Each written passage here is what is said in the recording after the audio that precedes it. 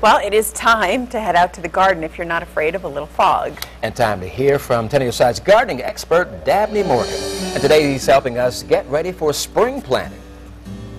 Hello everybody. Well, continuing with our theme of planning for planting this spring, today we want to talk about fertilizing, and that'll probably be our very first thing we'll do, particularly for the plants we have in the ground. So first off, before we know what to use for feeding, we have to test our soil. This is a complete kit that you can buy. You can also send to Virginia Tech. They'll do it for you, but you can test for your pH, your nitrogen, your phosphorus, and your potash. Now, pH, that's what tells us what the quality of the soil, and ideally most of our plants we grow want to be in a 5.5 to 6.5 pH.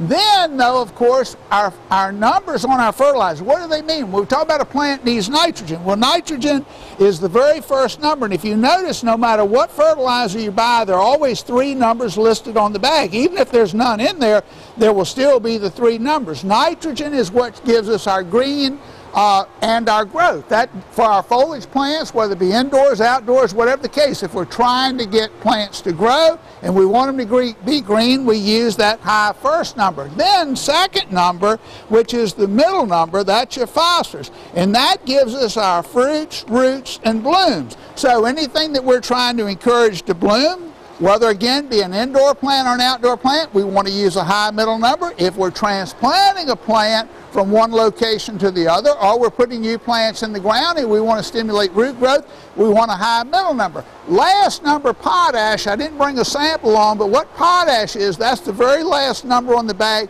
That gives us overall strength in the plant. That's what makes the plant stay up straight. So when you go out to a garden center to buy your fertilizer, you can buy a bag of one, buy the other, and bag of the other. But rather than buying 3 different bags, what I would recommend you do is to buy a package that has some of all 3 numbers in it. Now we're not really promoting any particular company, but we're trying to show how these numbers relate to each other.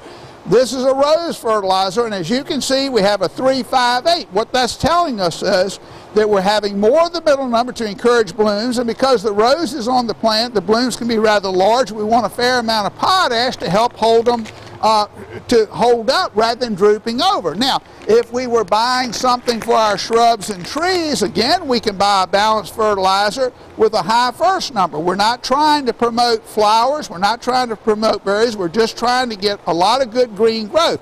Same principle when you buy a lawn fertilizer. If you notice on most lawn fertilizers, 25, 10, 10, 26, 3, 10, whatever the case. And of course, the companies play games with numbers, but if you're going to be a good gardener, what I would recommend, you have one fertilizer there for your plants with a high first number, you have another fertilizer with a high middle number. Then the plant that you're feeding, depending on whether you want the blooms or whether you want the foliage, that dictates which one to use on which one. Hope that helps you all with your planning for planting, and hope everybody has a great week. We'll see you next Monday.